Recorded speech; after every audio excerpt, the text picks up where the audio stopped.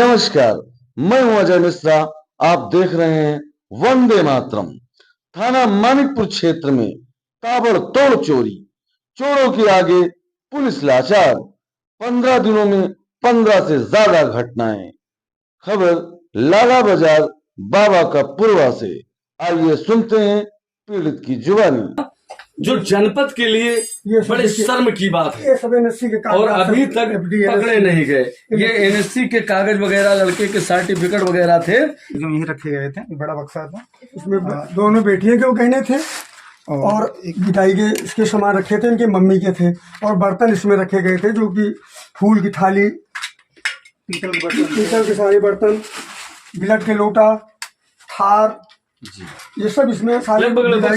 क्या नाम है मिश्रा जी आपका? महेश चंद मिश्र। महेश चंद मिश्रा जी, क्या हुआ था आपके यहाँ? ये चोरी की वारदात कैसे हुई? भैया अचानक वो 13 तारीख को रात को हम और बेटी जी और एक बेटा बीच में, ये 2-3 लोग थे। और खा पी करके 9 बजे, 9:30 बजे के आसपास बेटी ऊपर आ गई कमरे में, यहाँ लेटती है, हम नीचे लेट गए थे जी। तो उसके बाद वो बेटा बीच वाले में लेटा था जी, वहाँ हम लोगों को पता ही नहीं चला जी। और ऊपर से अपना ये तोड़ करके मेरी बेटी को जो रूम में थी उसको बाहर से कुंडी लगा लिए। लगभग कितने लाख की चोरी हुई होगी? लगभग भैया 12 लाख रुपए की ज्वेलरी लगभग गई है हमारी जी।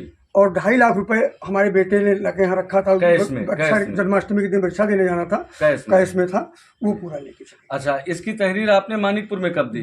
थाना में 14 तारीख को सुबह 10 बजे। फिर क्या हुआ? उसको ले लिए। उस दिन एसओ साहब चले गए थे लखनऊ जी। तो वर्मा जी रहे, उन्होंने कहा कि ठीक है, सर से बात नहीं हो पा रही है, आप कल सुबह चले आइएगा। तो 15 अगस्त रहा जी। उस दिन सब अस्त व्यस्त रहे, वहाँ कोई बात नहीं हुई। जी। वो 15 को यहाँ आए भी थे दूसरी मीटिंग में। कौन आया था? भारती जी SHO जी, मानिकपुर SHO आए थे जी। वो अपना यहाँ देखे ताकि हम नहीं थे रहे, घर पर हम चले गए थे अपने समझाने में। समझने की तबीयत खराब थी, तो मैंने फोन बात किया, तो उन्होंने कहा ठीक है, हमने देख लिया है लोकेशन, आप थाने आइए। तो मैं वहाँ पहुँच गया लगभग 12 बजे। तो 2 बजे के आसपास जो है वो मुझसे अपना कक्ष में बुला करके बातचीत किए, बोले वहाँ थाने पे जी। तो उन्होंने कहा कि ये जो आपने तहरीर लिखा है, इतना आप रखते हो सोना चांदी, घर की कोई सुरक्षा आपके पास है नहीं। ये कौन कह रहा था? एसओ साहब कह रहे। अच्छा, बड़े साहब जी। तो मैंने कहा सर, अब जो कुछ भी है भाई, हमारा घर तो वही है। बेटी की 5 बेटियां थी, 4 बेटियों को लगातार में शादी किया, पत्नी को कैंसर हुआ, उनका इलाज किया, बेटे सब बाहर पढ़ रहे हैं। तो ऐसी स्थिति में तो जितनी हमको सुरक्षा देनी थी उतना हमने किया। तो बोले ठीक है, इसमें जो है आप जो मात्रा कैसे समझ लिए कि इतने का हमारा मूल्य का है जी। और आपके पास वो हैं ज्वेलरी के जो कागजात हैं, हमने कहा जो पुराने हैं उनका तो नहीं मिल पाएगा, लेकिन जो नए हमने बनवाए हैं आभूषण, उनके तो सारे हम रिकॉर्ड आपको दे देंगे। लेकिन मेरी पत्नी के, मेरी बेटियों की शादी 15 को हुई, किसी की 16 की हुई, क्योंकि यहाँ ससुराल में थोड़ा सा परिवार अधिक होने की वजह से वो यहीं रख देती थी। नहीं, इसको मतलब रसीद की क्या आवश्यकता थी? अब भाई उनको जो भी हो, बोले विवेचना में लगेगी। तो हमने कहा भाई जो हर संभव जितना हो। आगे उन्होंने क्या कहा? फिर उसके बाद यहाँ बैठिए, हम आपकी रिपोर्ट लिखते हैं जी। फिर हमसे उन्होंने तहरीर दूसरी लिखने को कहा। पहले में क्या था? पहले में मैंने जितने हमारी ज्वेलरीज गए थे या जो डॉक्यूमेंट्स गए थे उसका मैंने पूरा व्याख्या दिया, कितने मेरे बर्तन गए हैं। तो बाद में उन्होंने कहा मिश्रा जी, इसमें तो बड़ा भूचाल आ जाएगा। तो हमने कहा जिसमें भूचाल ना आए उस हिसाब से भाई मदद कर दीजिए। तो उन्होंने ज्वेलरी के दाम सारे कम करके और नग लिख लिए हैं जी, उसका वजन, मात्रा, मूल्य। उससे आप संतुष्ट थे? अब संतुष्ट नहीं रहे भैया, लेकिन अब जो उनको करना था वो किए अपना। नहीं, FIR भी दर्ज ना होता? नहीं, अब भाई मजबूरी थी, हमारी मजबूरी थी। चलिए, फिर उसके बाद में अब तक क्या हुआ? कोई अब उसके बाद वो बस कुछ नहीं लगा, अभी तक तो कुछ नहीं हुआ। फिर SO साहब से आप नहीं मिले? नहीं, बात नहीं हो पाई हमारी। जो कल उनका उन्होंने पेपर में भी निकलवा दिया है, जहाँ से जैसे हो छोटा सा, तो अमर उजाला में उनका निकला हुआ है जी। अब उन्होंने कहा हम आपको खुलासा करेंगे, अब कब करेंगे, कितने दिनों में करेंगे, अब वो जाने, उसमें हम क्या बताएं। लेकिन आपके कहने का मतलब है कि जो मैंने तहरीर पहले दी थी उस तहरीर को माननीय SO महोदय ने बदलवा के दूसरी तहरीर, उससे आप संतुष्ट नहीं? अब संतुष्ट नहीं है भैया, लेकिन संतुष्ट होना पड़ा, क्योंकि जो मदद उनसे मिलनी है बिना उनके अनुसार ही। प्रशासन से कौन लड़ सकता है? उनके अनुसार उन्होंने कहा हम आपकी मदद करेंगे जी। लेकिन हमारी भी थोड़ा सा इसमें आपको इतना है, वो आपने कोई सुरक्षा नहीं रखी है जी। अगर इतना आपने रखा है तो उसमें आपको सुरक्षा देनी चाहिए जी। और आप देख ही रहे हैं, आप मौके पर घर हमारा जो स्थिति में है, पुराना बंटवारा हुआ, 14 में मेरे पिताजी का निधन हुआ। आप SP साहब से क्या कहना चाहते हैं, जो आपके जिले के तेज तर्रार डॉक्टर अनिल कुमार जी हैं? SP साहब से आप क्या गुहार लगाना? हम तो यही चाहते हैं कि उनका आशीर्वाद मिल जाए, हमारी कुटिया को देख लें कि हमारी सुरक्षा व्यवस्था कैसे थी कैसे नहीं थी, और उनको अच्छा लगे कि हाँ नहीं इनका गया है सही में, तो हमारी वो मदद करवा दें। और नहीं तो जो चल रहा है आपकी बेटी की शादी कब है? नवंबर में है। नवंबर में है।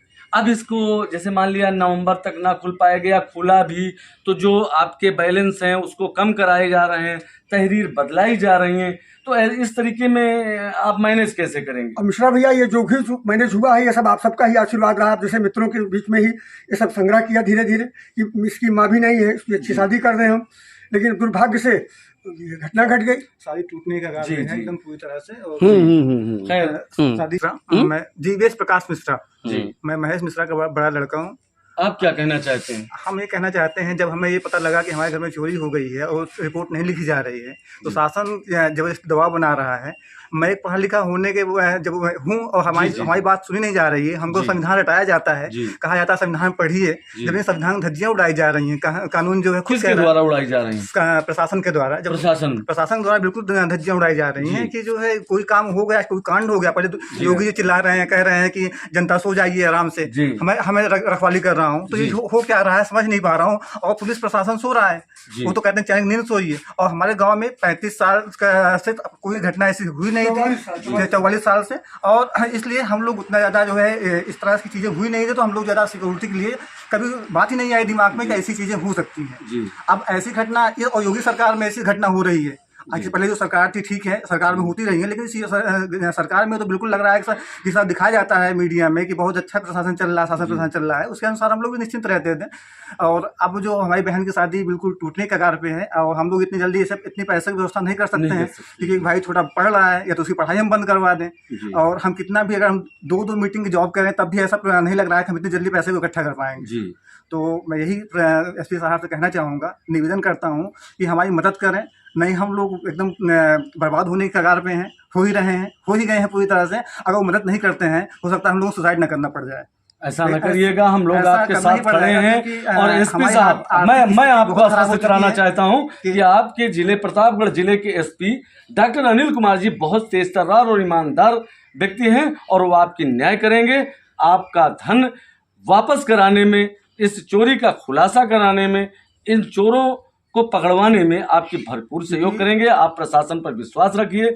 लेकिन क्या जो स्थानीय पुलिस ने आपके साथ किया उससे संतुष्ट है? एक्चुअली उस समय मैं नहीं था, मैं 2-3 दिन सुनने में आया जैसा पिताजी ने बताया, मैंने देखा कि कितना लिखाया गया। कल मैंने इनसे इन्फॉर्मेशन लिया कि क्या FIR में क्या दर्ज हुआ, तो उन्होंने कहा कि 2.5 लाख रुपए और कुछ नकदी। हमने कहा बिल्कुल ही जो आपने लिखाया क्यों ऐसा बोल दिया? उन्होंने कहा मेरे ऊपर दबाव था। हमने कहा दबाव था तो आप इसको रहने दीजिए, जब इतना सब चला ही गया है तो हम लोग जो है प्रशासन चाहता है कि हम लोग सुसाइड करें, हमारे परिवार वाले जो है मरें, तो हम लोग तैयार हैं, इसको ना लिखिए, आप हटा दीजिए।